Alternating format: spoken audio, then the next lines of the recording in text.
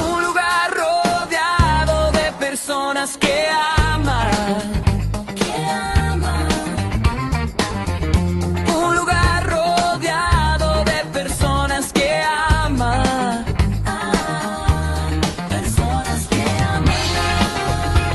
Jesus Home, un lugar rodeado de personas que aman.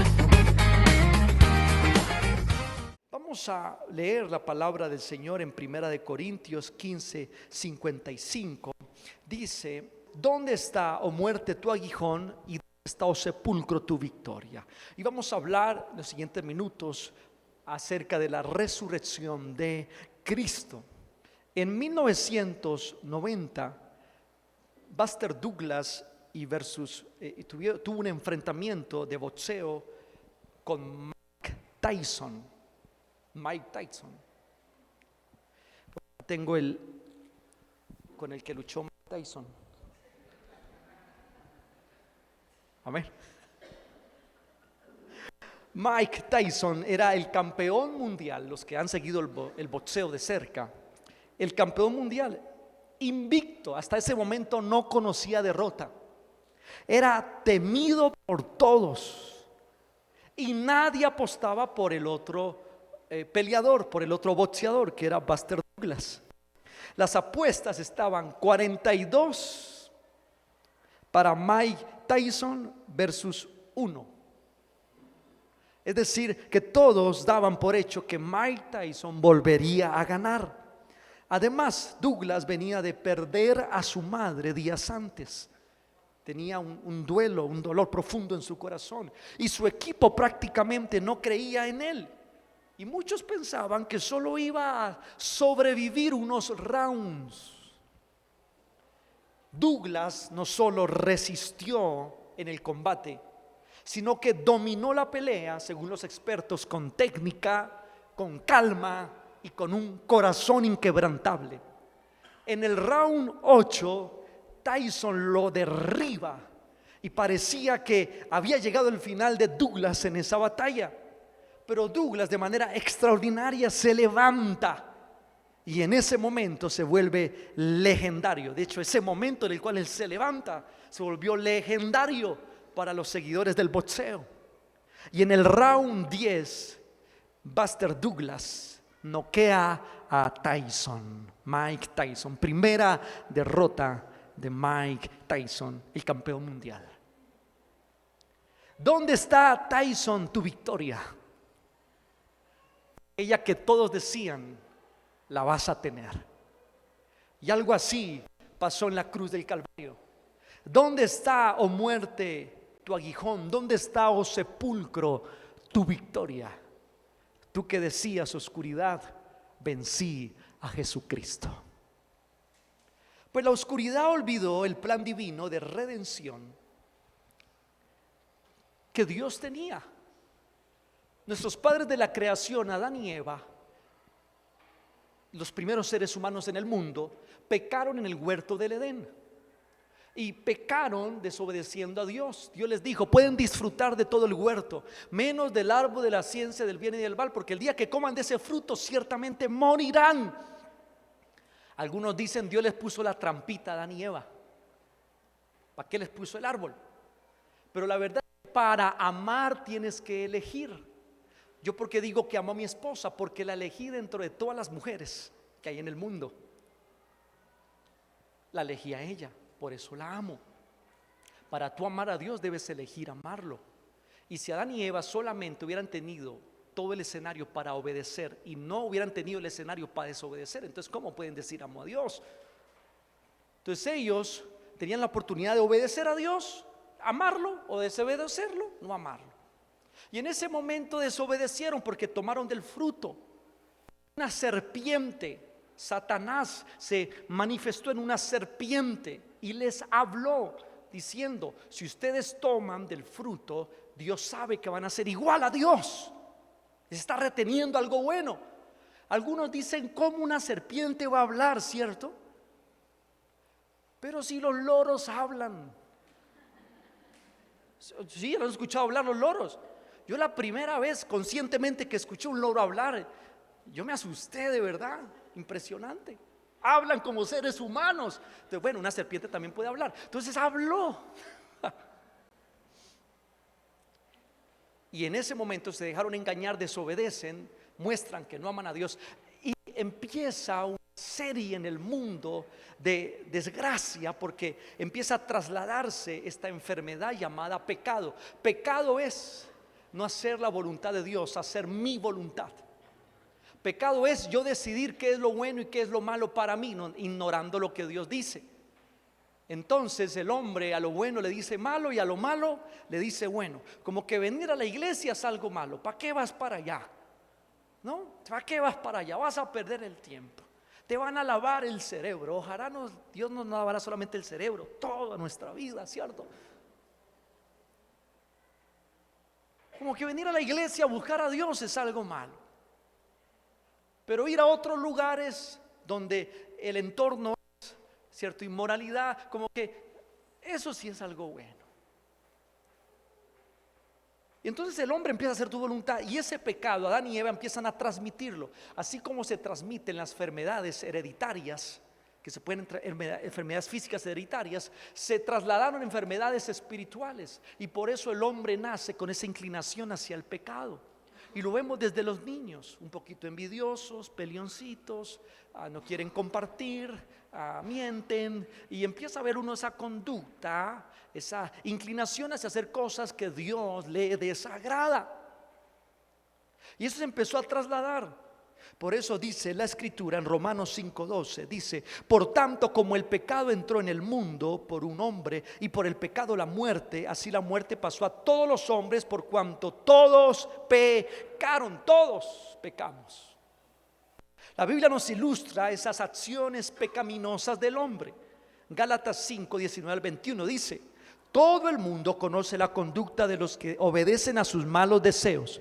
No son fieles en el matrimonio, tienen relaciones sexuales prohibidas, muchos vicios y malos pensamientos, adoran a dioses falsos, practican la brujería y odian a los demás, se pelean unos con otros, son celosos y se enojan por todo, son egoístas, discuten y causan divisiones, son envidiosos, se emborrachan y en sus fiestas hacen locuras y muchas cosas malas. Les advierto, como ya lo había hecho antes, que los que hacen esto no formarán parte del reino de Dios. Entonces es parte de los pecados del hombre. Entonces, si miramos el listado, uno dice, bueno, alguno aquí estará mirando y dice, bueno, yo sí he hecho una, tal vez dos. Otros dicen, bingo. Pero el resumen es, todos hemos pecado, ¿sí o no? De una u otra forma. Y el tema aquí es que odiar a los demás está al mismo nivel que, por ejemplo, practicar la brujería. Está ahí al mismo nivel. Pastor, no, yo voy a visitar brujos y esas cosas oscuras. No, yo tan allá no. Pero a mi vecino no me lo paso. Si me lo mastico no me lo trago. Entonces, pues así, tal cual como el que practica la brujería, estás también mal. Pero esa fue la herencia que recibimos de nuestros padres de la creación de Adán y Eva, el pecado. Entonces el hombre quedó dando frutos malos, quedó pecando. Y la Biblia dice algo, pues no es una buena noticia, porque Romanos 6:23 dice: porque la paga del pecado es muerte. Es muerte. Entonces hubieron unas consecuencias. Cuando el hombre peca, hubo una muerte espiritual. La palabra muerte significa separación bíblicamente. Separación. Entonces cuando el hombre muere físicamente, se separa el cuerpo del alma. Cuando muere espiritualmente, es que tenemos vida física, pero nuestro espíritu está separado del espíritu de Dios. Y aunque queremos orar y queremos acercarnos a Dios, y queremos como que hay un obstáculo, hay una barrera, y ¿qué me pasa? Que no logro conectarme con mi Dios. Es porque estamos separados espiritualmente, muertos espiritualmente. Y hay otra que es terrible, que es la muerte eterna, y es otra consecuencia del pecado. Es estar separado para siempre de Dios y de su bondad en un lugar llamado infierno, un lugar horrible y espeluznante. Jesús fue la persona que más habló del infierno, y lo hizo no desde un tono burlesco, sino desde la compasión, desde el dolor de que alguien escogiera irse para allá.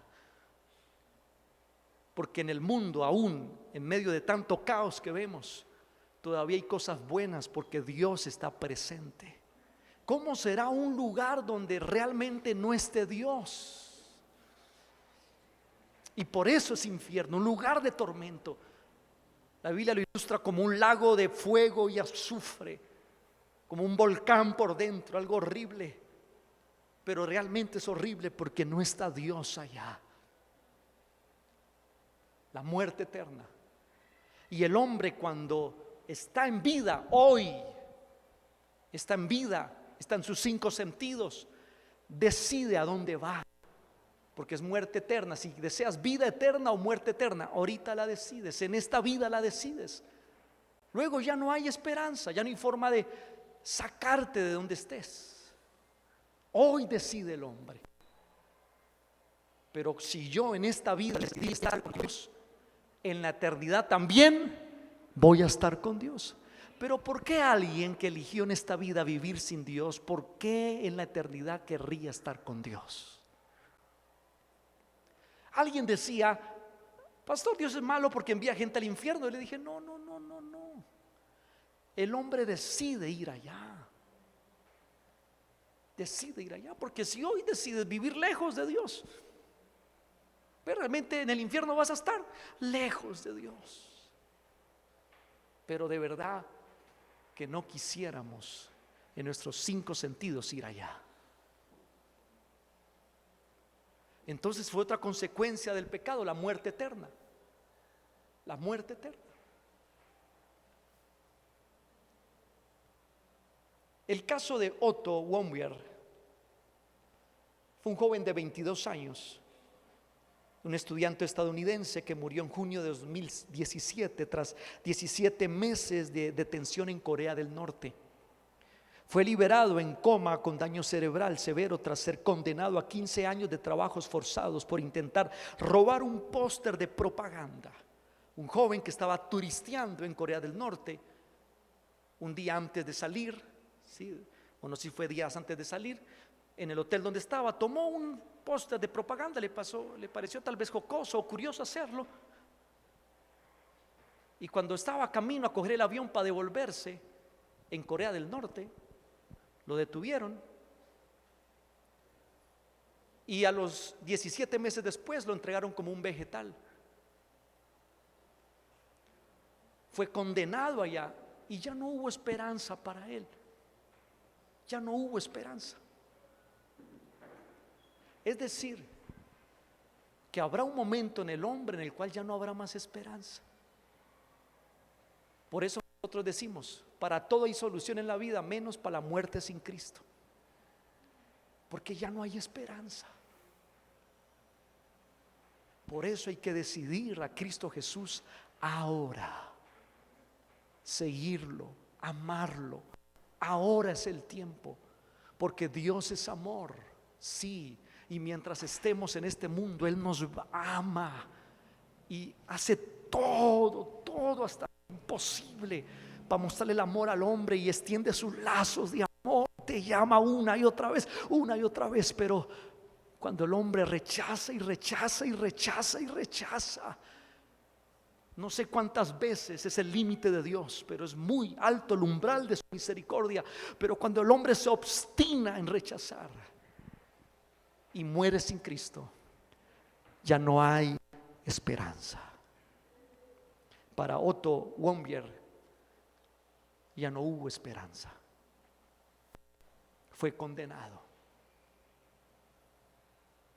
Por ende, nosotros debemos buscar la salvación del Señor. Entonces Adán y Eva nos trasladan el pecado y la consecuencia es muerte espiritual, que ahorita estemos separados de Dios, y muerte eterna, que cuando muramos estemos también separados de Dios por la eternidad. Esa fue nuestra herencia que recibimos de nuestros padres de la creación. Qué hermoso, ¿cierto? para sacarles una fotografía. Esa era la herencia.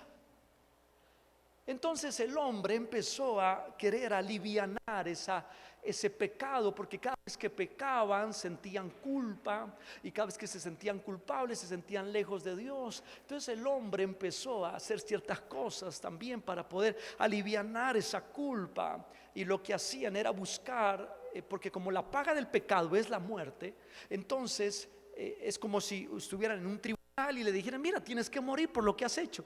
Y entonces el juez le dijera: pero al menos que alguien muera por ti, que alguien pague lo que tú tienes que pagar. Entonces decían: ¿quién? Y entonces buscaban corderitos, animalitos inocentes, corderos, y los sacrificaban. Los sacrificaban para que ellos murieran por ellos. Y esa sangre que los animalitos derramaban, animalitos inocentes que no tenían nada que ver con el pecado de ellos, entonces les ayudaba a alivianar la culpa. Porque Hebreos 9:22 dice: según la ley, casi todo tiene que ser purificado con sangre, y no hay perdón de pecados si no hay derramamiento de sangre.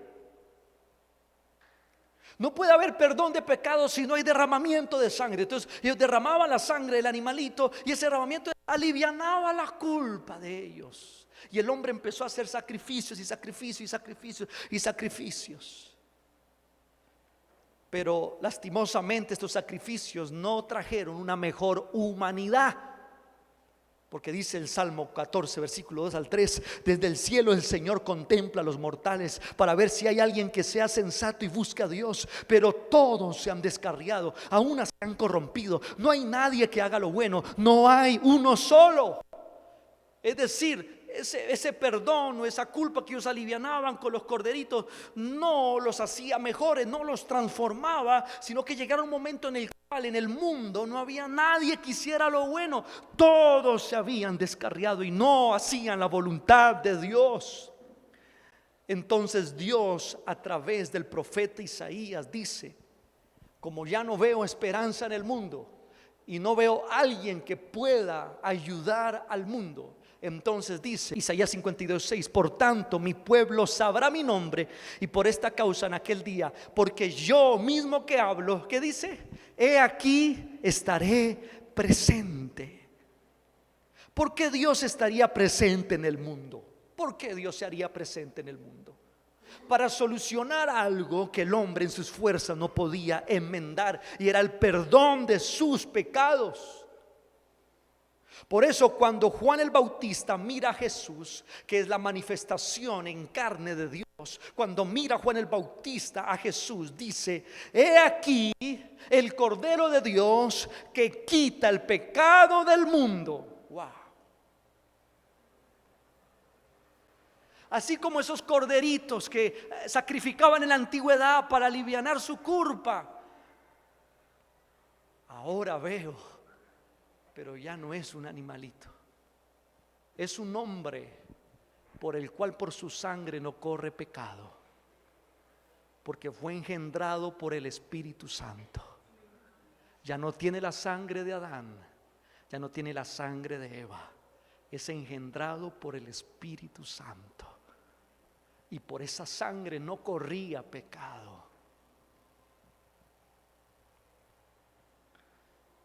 El pecado era solucionado a través del derramamiento de sangre de un inocente, que por sus venas no corriera pecado. Y dice primera de Pedro 2:22 al 24: Cristo no cometió ningún pecado, ni hubo engaño en su boca. Cuando lo maldecían, no respondía con maldición. Cuando sufría, no amenazaba, sino que remitía su causa al que juzga con justicia. Él mismo llevó en su cuerpo nuestros pecados al madero, para que nosotros, muertos ya al pecado, vivamos para la justicia. Por sus heridas fueron ustedes sanados. Amén. Entonces hagamos de cuenta que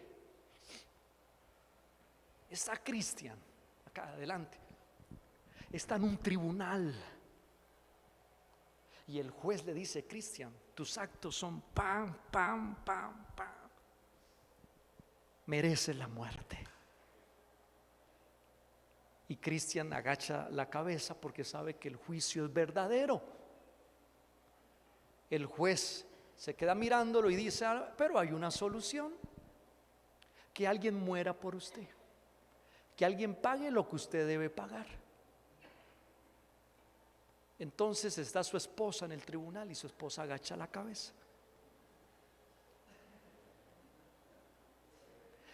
Está su hija, ¿no? Emily, y su hija asiente que no. ¿Por qué? Porque me faltan muchos años, dice ella, por vivir. Y cada uno de los que está ahí agacha la cabeza. Nadie quiere morir. Pero alguien del tribunal levanta su mano y dice: yo muero por Cristian. Y Cristian levanta la cabeza para mirar quién es. ¿Y cómo es su nombre? Dice el juez. Dice: mi nombre es Jesús. Amén.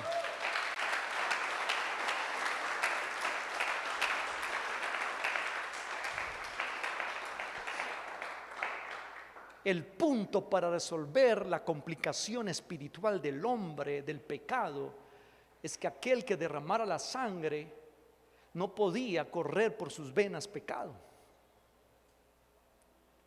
Por eso el justo debía morir por los pecadores, el perfecto por los imperfectos, el santo por los pecadores.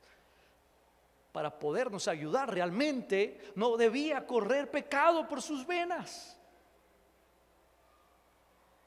Miren este asunto tan interesante de la sangre en el tema físico. Yo hace unos días fui a donar sangre a una persona al Hospital San José que necesitaba donación, y yo fui, cierto, positivo, fui, y cuando estaba allá me estornudé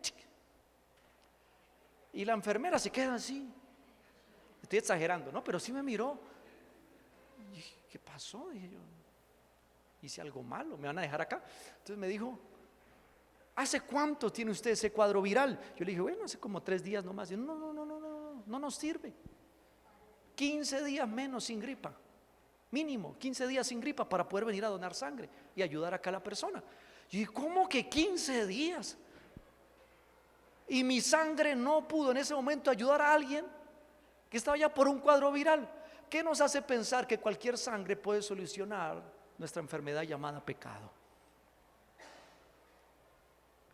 Solo la sangre bendita de Cristo Jesús de la cruz, en la cruz, amén, puede solucionar el pecado, la enfermedad espiritual llamada pecado del hombre. Si me ayuda con la instrumental, por favor. Ahora, cuando Cristo muere, la oscuridad celebra, porque dijo: lo matamos. Aquel que se pensaba que era Dios hecho hombre, que era, por dicho, el Mesías, el que había de venir a rescatar a la humanidad de sus pecados, dice el diablo: lo maté, acabé con él. ¿Sí? Así como Mike Tyson con Douglas en el 8º round, dice: lo noqueé, lo dejé sin ánimo, sin respiración, lo acabé. Pero entonces Douglas se levantó. Y lo que pasa es que la oscuridad había olvidado lo que Jesús había dicho en Mateo 20, 18, 19. Dice: ahora vamos subiendo a Jerusalén, dice Jesús, y el Hijo del Hombre, le dice a sus discípulos, será entregado a los jefes de los sacerdotes y a los maestros de la ley. Ellos lo condenarán a muerte y lo entregarán a los gentiles para que se burlen de él, lo azoten y lo crucifiquen. Pero, ¿qué dice? Al tercer día resucitará. Hey, no se asusten, le dice Jesús. No se asusten, discípulos, pero al tercer día voy a resucitar. Ya era algo anunciado. Pero ellos no creían mucho menos la oscuridad iba a ver eso. Porque para el diablo la muerte es el instrumento más letal. Entonces, ¿dónde está Tyson, tu victoria? Luego del 10º round.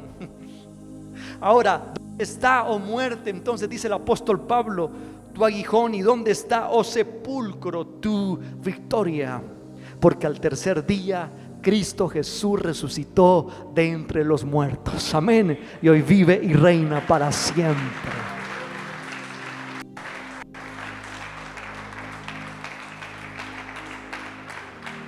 ¿Qué significa que Cristo haya resucitado? Número uno, significa la derrota de la oscuridad. Hebreos 2:14 dice: por tanto, puesto que los hijos han participado de carne y sangre, también Él participó de igual manera de estas cosas, para anular mediante su muerte al que tenía el poder de la muerte, es decir, a Satanás. Mediante la muerte al que tenía el poder de la muerte. Entonces dice Cristo Jesús: todos los que mueren de aquí en adelante, al ser mis hijos, recuerden que están durmiendo. Por eso dice la Biblia: y dormiremos. Dormiremos, porque ya nada los podrá separar de mí. Y un día van a resucitar de entre los muertos, porque están dormidos, pero un día van a despertar. Los voy a levantar, así como yo me levanté al tercer día. Asimismo, todos los que han creído en Cristo Jesús resucitarán para encontrarse con Él en las nubes y reinar con Él. Amén, gloria al Señor.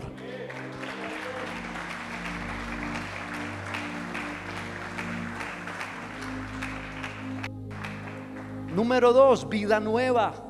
¿Qué significa que Cristo haya resucitado entre los muertos? Muy bien, vida nueva también.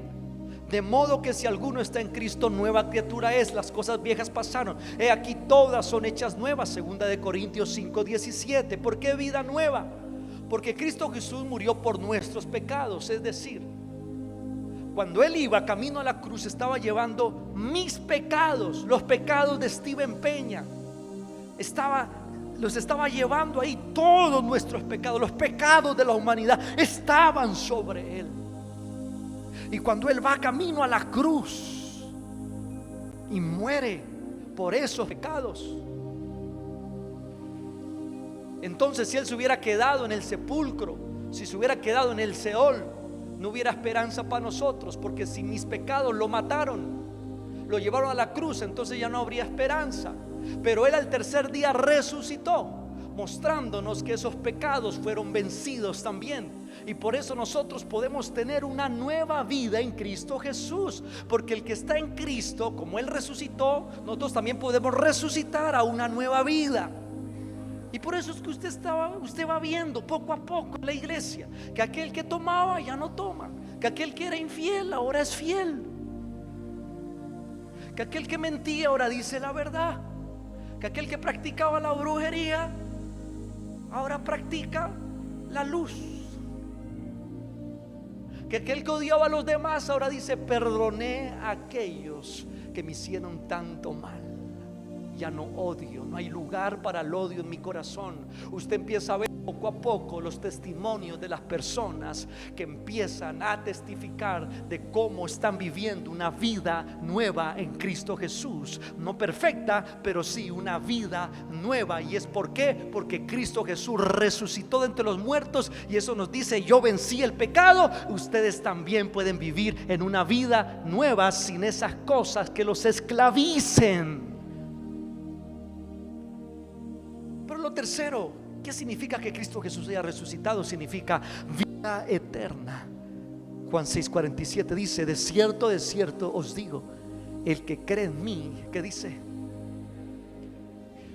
Tiene vida eterna. Wow, tiene vida eterna. Si muerte eterna significa separación para siempre de Dios, ¿qué significa vida eterna? Unión para siempre con Dios. Y Jesús dice: si ustedes creen en mí, tendrán vida eterna en un lugar llamado el reino de los cielos. El reino de los cielos se grafica, y la Biblia explica en Apocalipsis que es la nueva Jerusalén. Es una ciudad, una mega ciudad. de 12.000 estadios de ancho, 12.000 estadios de largo. Esa dimensión en nuestra actualidad es como de Bogotá a Tokio. Así mide esa ciudad, y de Tokio hacia arriba también, largo, ancho. Y allá entonces dice el Señor: me voy a ir, porque en la casa de mi Padre muchas moradas hay. Si no fuera así, yo no se los hubiera dicho, pero me voy a prepararles morada. Es decir, que en esa ciudad hay conjuntos residenciales donde poner la cabeza, bajo techo, hay moradas. Y yo me imagino las moradas, porque dice la Biblia que esa ciudad, sus muros son con perlas preciosas, con perlas preciosas.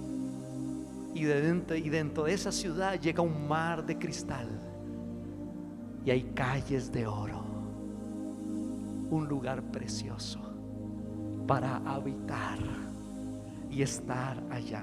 Yo no sé ustedes, pero yo quiero estar allá con mi esposa, con Santiago y con Samuel, y si Dios me lo permite, con mi perro Vaca,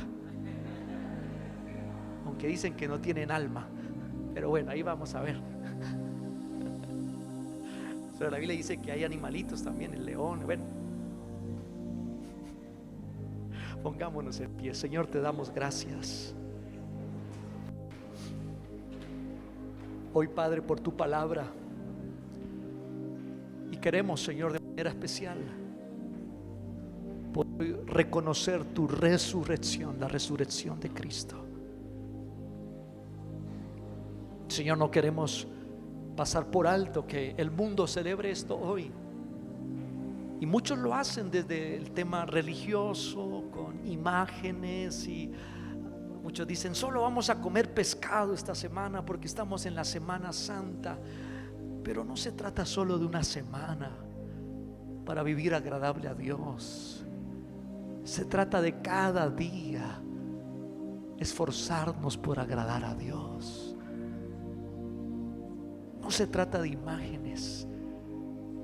Se trata, Señor, de entender que eres el Dios de este universo, manifestado en carne en Jesús, y que por la fe puedo verte crucificado por mí, y que por la fe puedo verte, Señor, en ese terrible sufrimiento por mí, pero también por la fe puedo verte resucitado de entre los muertos, glorificado, con un resplandor, oh Dios, en tu cuerpo, mostrando tu poder y mostrando que realmente se vence la muerte en Cristo Jesús, y que no tenemos que estar hoy separados de ti, Señor.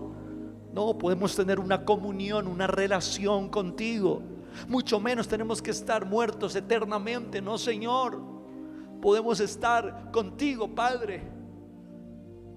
Queremos estar contigo para siempre, Señor.